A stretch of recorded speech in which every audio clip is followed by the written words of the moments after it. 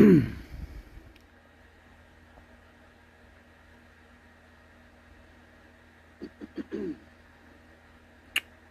right. All right, Shalom Akim. First and foremost, as always, I love to give all the praises, all the honor, all the glory unto the unstoppable and undeniable force, Yahweh, Ba'ashem, Yahweh Shai, Ba'ashem, Rakak Wadash. Double honors to the apostles and unto the elders of Great Millstone, GMS, who taught me this truth, and honors to the brethren in the Akim that has been pushing out this truth with all sincerity and in faith, and to Wadi Yahweh Ba'ashem Yahweh Shai for allowing me to come back with another lesson. And the title of this lesson is going to be, as you brothers can see, I will punish the world for their evil. And that is coming from the book of Isaiah 13, in particular the 11th verse, because that's what the Lord is going to do. That we're in the times, the scriptures talk about, there's a time for every. So let me bring this one out. There's Ecclesiastes chapter 3 verse 1. To everything there is a season, and to every time, and to Slakia, and a time to every purpose under the heaven, you see. And we're coming into the time where, as the scriptures say, in the book of Isaiah, the 13th chapter, of the Lord punishing the world for their evil, and the wicked for all their iniquity. This is the book of Isaiah 13, and we'll start at 5. And it says, they come from a far country, from the end of heaven. Now, this is talking about these missiles, because that's they're gonna come from the four corners of the earth, and from as the scriptures say in Second Ezra, was that 16 and 8 or 16 and 13? I want to say. How the arrows that he shoots are sharp and shall not miss when they begin to be shot into the ends of the world, the ends of heaven. And it said they come from a far country, from the end of heaven, even the Lord and the weapons of his indignation, to destroy the whole land. And that's right, because that's going to be one of the main weapons or a host's army that the Heavenly Father is going to use to destroy this place known as Babylon, which is America.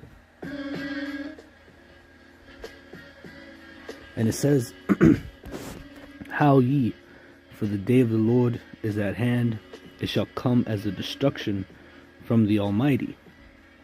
Therefore shall all hands be faint, and every man's heart shall melt, and they shall be afraid. Pains and sorrow shall take hold of them. They shall be in pain as a woman that travaileth. They shall be amazed one at another. Their faces shall be as flames. And that's right, because the things in which the Heavenly Father is going to send and bring, it's going to be a time such as never was. The scriptures talk about time that has never been since the world, since the world began, or since there was a nation. Verse 9, behold, the day of the Lord cometh, cruel, both with wrath and fierce anger, to lay the land desolate. And he shall destroy the sinners that are out of it. And that's right. And this is what he's going to do, All right. Both with his wrath, his anger, the cruel, the ferociousness that he's going to come with, you people will not be able to bear.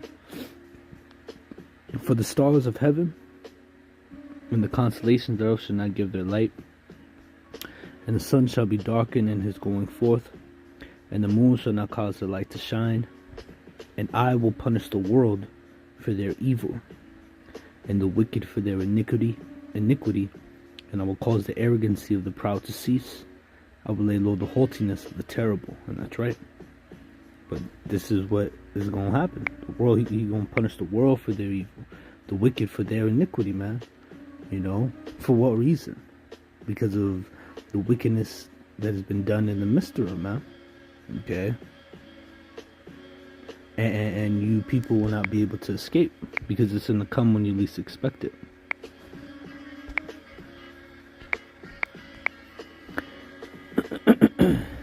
But of the times and the seasons, this is 1 Thessalonians 5:1.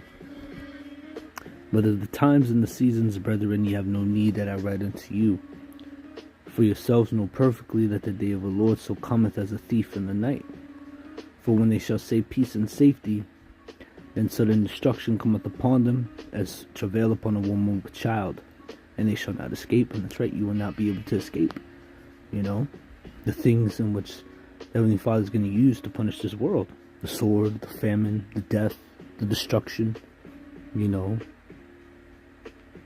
All right, we're coming to the times of when Egypt fell.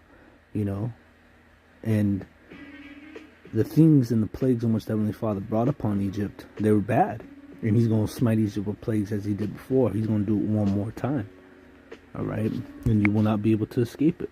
Those that will be able to escape are those that are of the elect.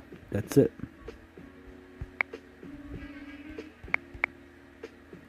Jeremiah 11:11. Therefore thus saith the Lord, Yahweh Bashem Yahweh Shai, behold, I will bring evil upon them, which they shall not be able to escape. And though they shall cry unto me, I will not hearken unto them. And that's right. And so the evil's going to come. Okay? Heavenly Father, He's going to send His, He's going to send all His wonders. You know? He's going to bring distress. What's that? Zephaniah, you know? It goes really into the day of the Lord, man. And what to expect on that day, you know?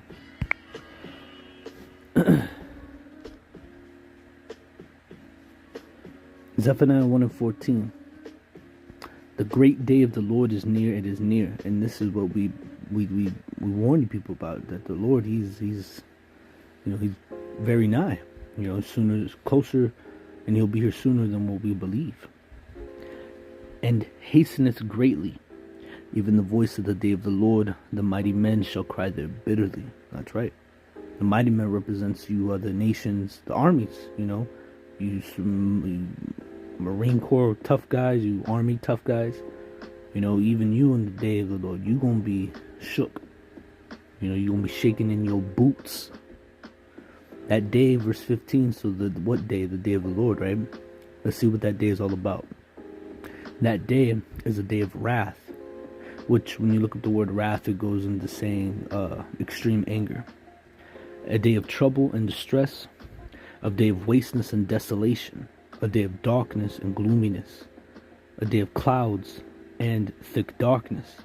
So that's the day of the Lord right there, okay? This right here, all right, it's a day of wrath, trouble, distress, desolation, wasteness, darkness, gloominess, you know? That's why the scriptures say, woe unto you that desire the day of the Lord. To what end is it for you? And it's going to be the majority of your people's end. That day, when the Lord returns, He's going to fuck you people up, man. He's going to punish the world for their evil and the wicked for their iniquities. And when He says He's going to do something, He's going to do it. All right? He's a man of, the Lord is not slack concerning His promise, you know. Verse 16, a day of the trumpet and an alarm against the fenced cities, against the high towers.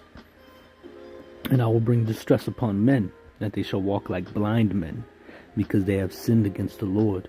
And their blood shall be poured out as dust, and their flesh as the dung. Neither their silver nor their gold shall be able to deliver them in the day of the Lord's wrath. But the whole land shall be devoured by the fire of His jealousy. For He shall make even a speedy riddance of all them that dwell on the land. So it's going to be a quick, it's going to be a, it's going to be a quick and easy day at the office, so to speak. You know, You're going to make it quick and easy, you know, but it's going to be brutal all at the same time, you know.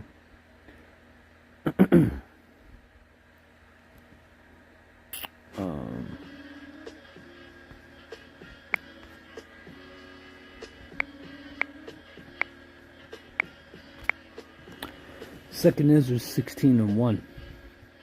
Woe be unto thee, Babylon and Asia. Woe be unto thee, Egypt and Syria. Gird up yourselves with cloth and sack and hair, of sack and hair, and bewail your children, and be sorry, for your destruction is at hand. And that's right. You know, and this Babylon is talking about America. Okay? And the destruction of this place is very near. It's at hand. It's nigh. Verse 3, a sword is sent upon you, and who may turn it back? And that's right. And now what sword? Just any sword? Is it Leonidas sword? Is it Leonidas sword from 300? No. Alright, see, how about Shem Hawashai sword? Isaiah 34:1. Come near, ye nations, to hear, and hearken, ye people, let the earth hear, and all that is therein, the world, and all things that come forth of it. For the indignation of the Lord is upon all nations. And the indignation, talking about the anger of the Heavenly Father, is upon all you people, man. And it says in Salakia, and his fury is upon all their armies. He hath utterly destroyed them. He hath delivered them to the slaughter. Their slain also shall be cast out, and their stink shall come up out of their carcasses, and the mountains shall be melted with their blood, and all the host of heaven shall be dissolved, and the heavens shall be rolled together as a scroll, and all the hosts shall fall down, as the leaf that falleth off from the vine, and as a falling fig from the fig tree. And that's right, and the heavens being rolled together as a scroll, talking about those missiles. Okay? You know, that's going to be the destruction right there. That's going to be the main event of the day of the Lord, man. When the missiles start to hit. You know? Verse 5. For my sword shall be bathed in heaven. The sword of the Lord is talking about the missile, right?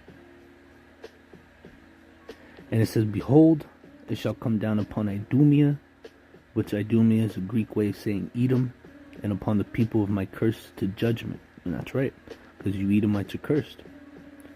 Just based off just the way you look. And it says, the sword of the Lord is filled with blood.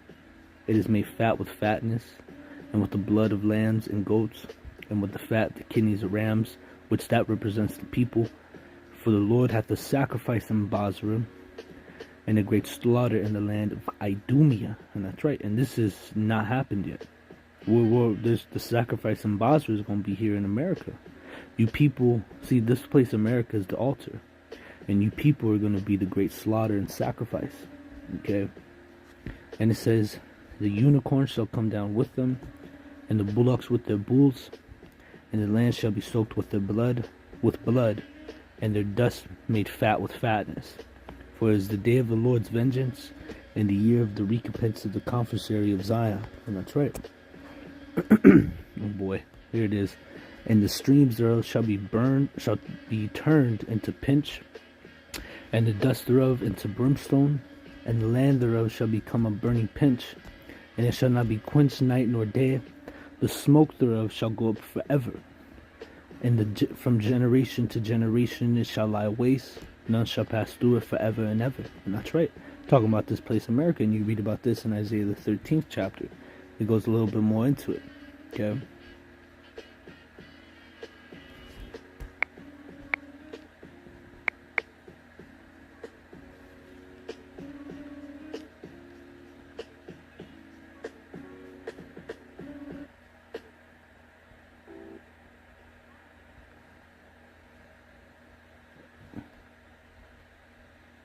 Oh, damn.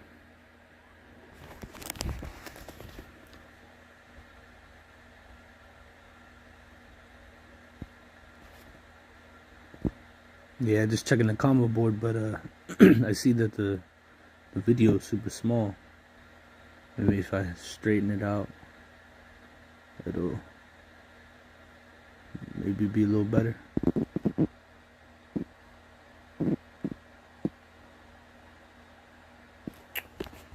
Salakia.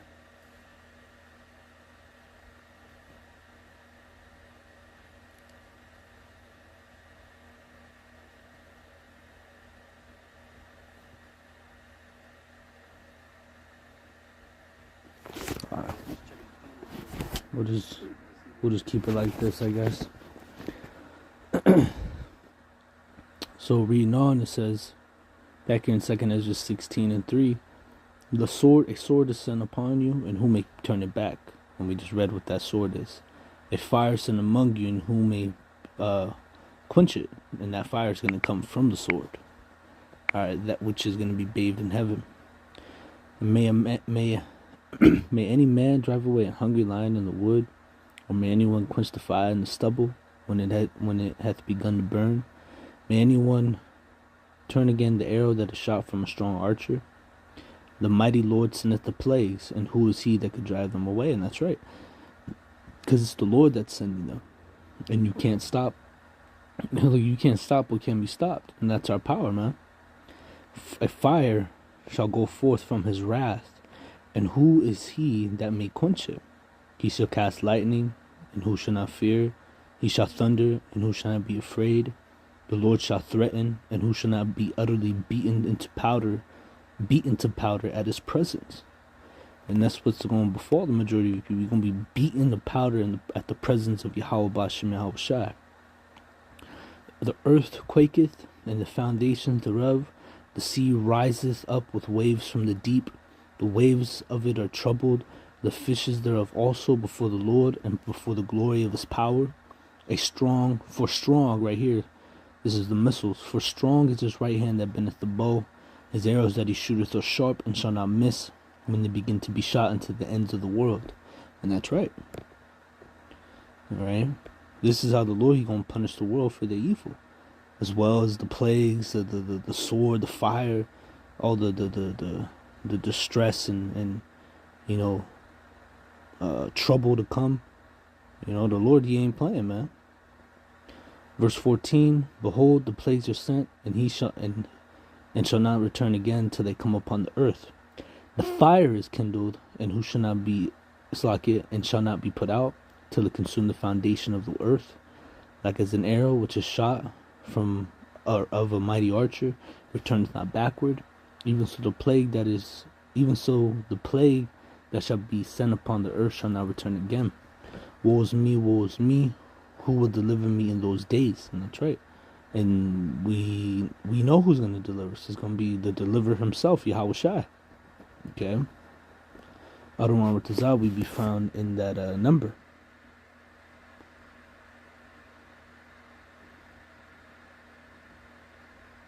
And it says here, here it is, verse 18.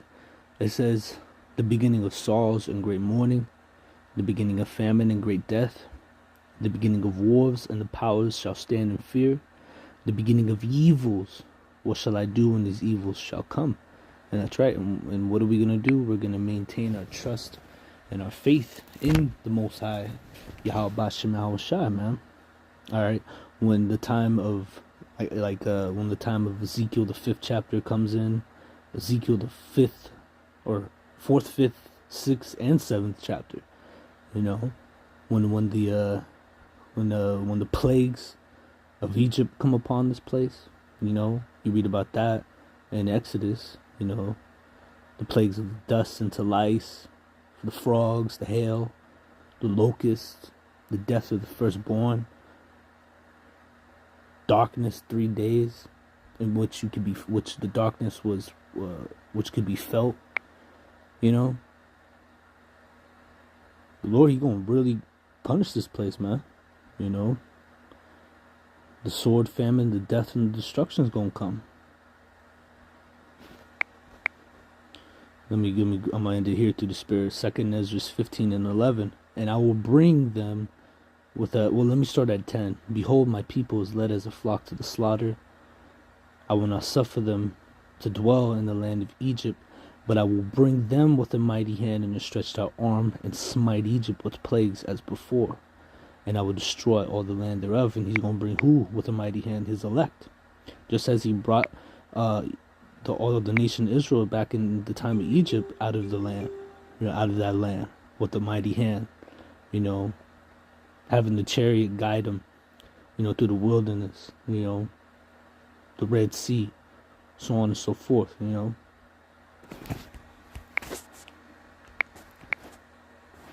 Exodus 3 and 20, it says, and I will stretch out my hand and smite Egypt with all my wonders, which I will do in the midst thereof, and after that he will let you go. And that's right, and he's going to smite Egypt with everything that he has. He did this once, and he's going to do it again. Exodus 7 and 3, 4.